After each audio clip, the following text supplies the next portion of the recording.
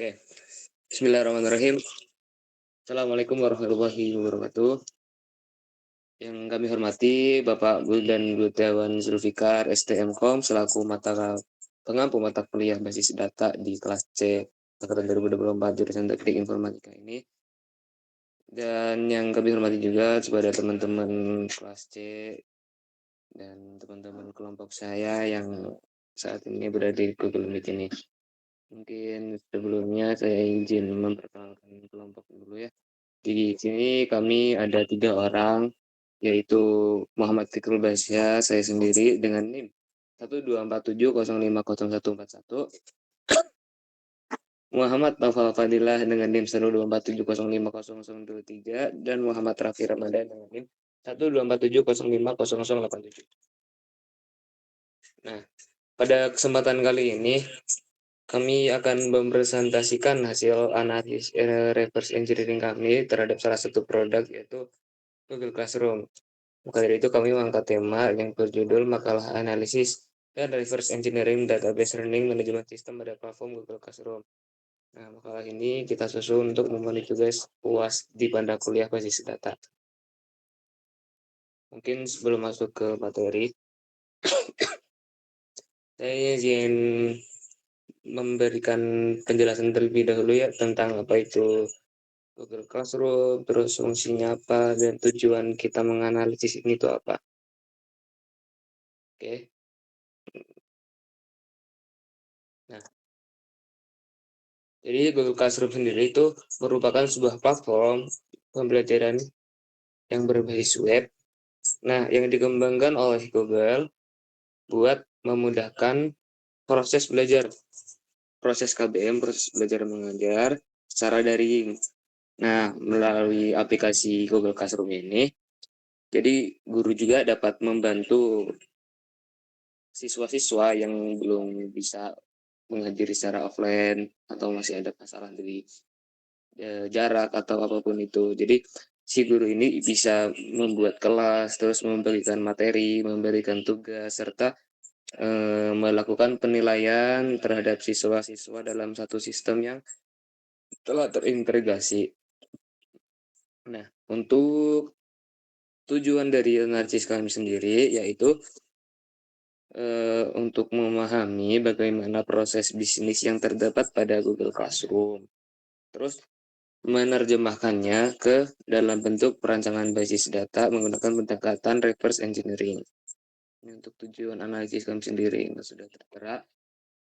Jadi nanti hasil analisis kami tadi digunakan sebagai dasar untuk perancang PDM yang mampu merepresentasikan kebutuhan sistem secara lebih terstruktur. Terus mengimplementasikan struktur basis data melalui script DDL, terus membuat data dummy sebagai simulasi penggunaan sistem, serta menyusun query SQL untuk menampilkan informasi yang dibutuhkan dalam operasional aplikasi. Nah, dalam prosesnya juga, fokus penelitian kami ini tidak hanya pada aspek teknis perancangan basis data, tapi juga pada bagaimana data ini dapat mendukung seluruh fitur utama Google Classroom secara efektif, efisien, dan sesuai dengan kebutuhan pengguna. Nah, langsung saja mungkin dalam proses analisis kami, jadi kami memilih 8 fitur utama yang paling sering digunakan oleh pengguna-pengguna Google Classroom ini. Nah, yang kami angkat ini ada login, fitur login, proses login, terus registrasi pengguna, terus create class, join class, announcement, material, assignment, terus ada submission, dan grade. Itu untuk 8 fitur utama yang sering digunakan oleh pengguna-pengguna Google Classroom ini.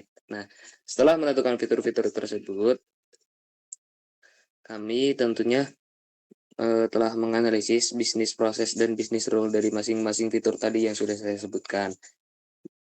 Kalau bisnis proses sendiri,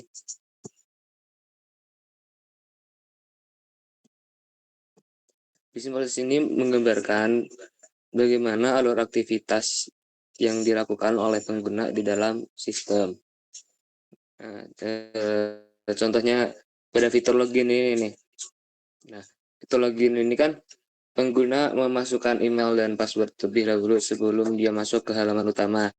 Nah, kemudian sistem akan melakukan proses validasi. Jika data yang dimasukkan benar, maka Kalau datanya benar, maka pengguna akan diarahkan ke halaman utama dengan sesuai aksesnya. Kalau siswa ke siswa, kalau guru ke guru. Jadi kayak gitu untuk fitur penjelasan loginya. Terus ada juga fitur create class namanya ini POV dari guru. Nah, jadi nanti guru ini juga bisa membuat kelas-kelas baru dengan mengisi nama kelas, terus mata pelajarannya, section, terus bisa bikin roomnya juga.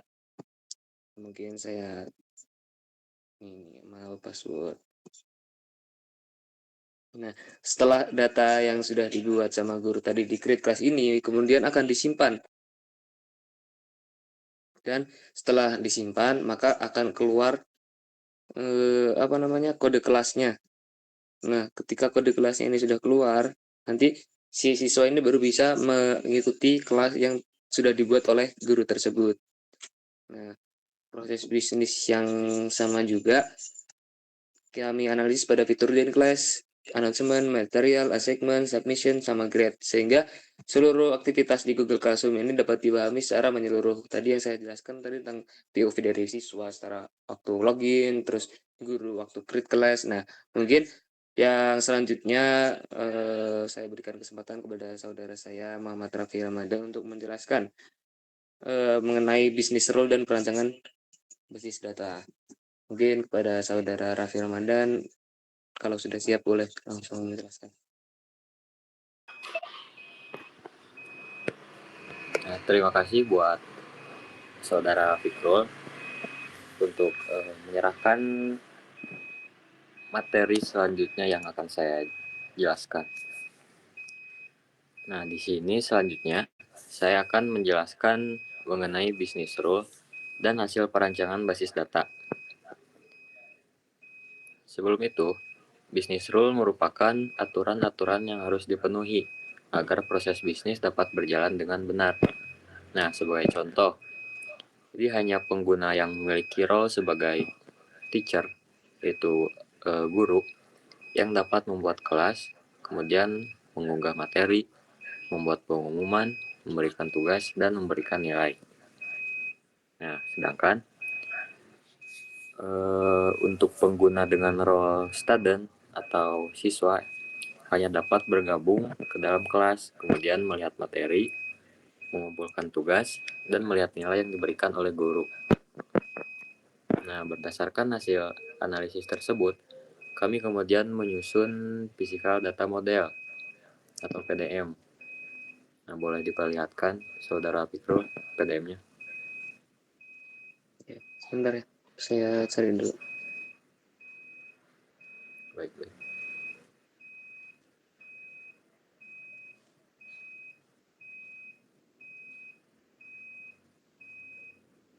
Nah,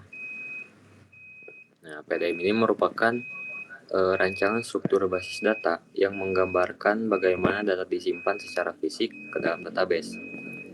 Pada hasil perancangan kami terhadap 9 tabel utama, yaitu ada roles, users, classes, enrollments, announcements, materials, assignments, submission, dan yang terakhir itu grades. Nah, masing-masing tabel saling berhubungan menggunakan primary key dan foreign key. Nah, sebagai contoh, untuk tabel users memiliki relasi dengan tabel classes karena satu guru dapat membuat banyak kelas.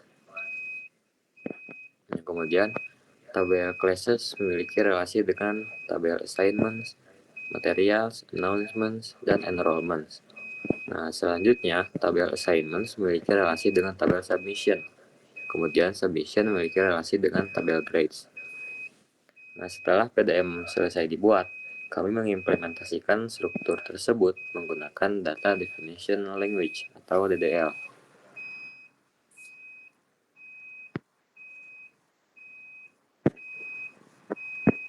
Nah,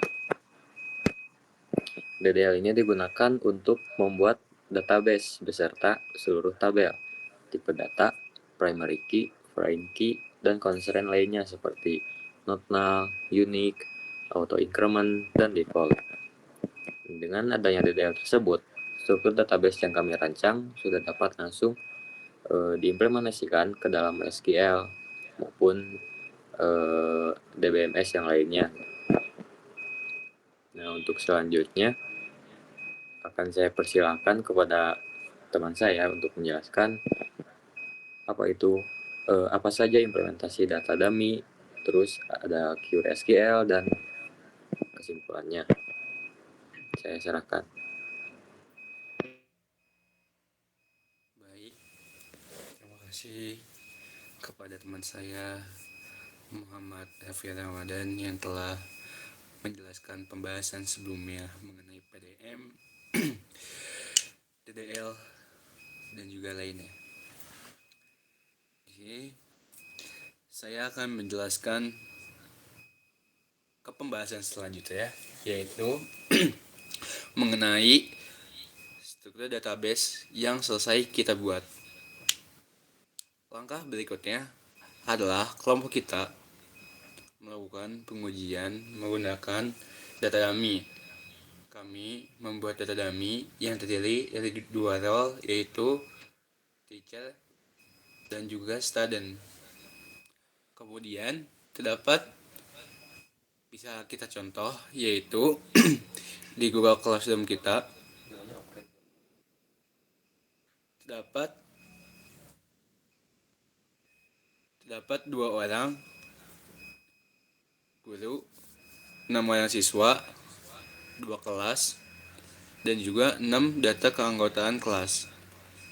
Di isinya terdapat 3 pengumuman, 4 materi pembelajaran, 4 tugas, dan juga 12 data pengumpulan tugas, serta 12 data penilaian. Oke, baik, bisa dilihat juga untuk Fikirel bisa di slide ke bawah untuk menampilkan data dummy-nya dari kelompok kita. Oke, benar.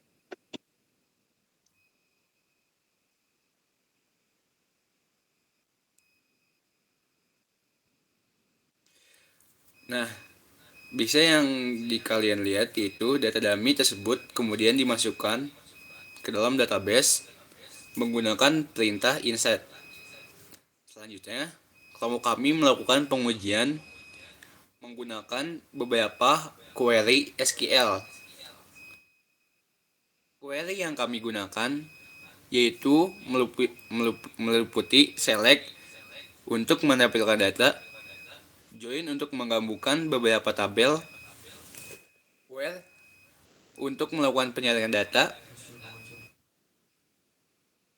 pada by untuk menguatkan data, group by untuk mengelompokkan data, serta beberapa fungsi agregasi yaitu seperti count, average, maksimal, dan juga minimal. Nah, seluruh query berhasil dijalankan. Seperti yang kalian bisa lihat hasilnya dapat menghasilkan informasi yang sesuai dengan proses bisnis dari Google Classroom. Seperti menampilkan daftar siswa dalam suatu kelas, menghitung jumlah siswa setiap kelas, menampilkan rata-rata nilai tugas, serta mencari nilai tertinggi dan juga terendah. Berdasarkan seluruh tahapan yang telah dilakukan, kami menyimpulkan bahwasannya Google Classroom memiliki proses bisnis yang terstruktur dan dapat dipresentasikan ke dalam sebuah basis data relasional yang terdiri atas 9 tabel utama. Rancangan database yang kami buat juga telah berhasil diimplementasikan menggunakan DDL, data dummy, serta berbagai query SQL, sehingga mampu mendukung seluruh proses utama pada sistem Google Classroom. Kalian juga bisa lihat secara jelas ya di makalah kami. Mungkin dari saya juga disudahkan, saya kembalikan kepada Fikirul sebagai moderator.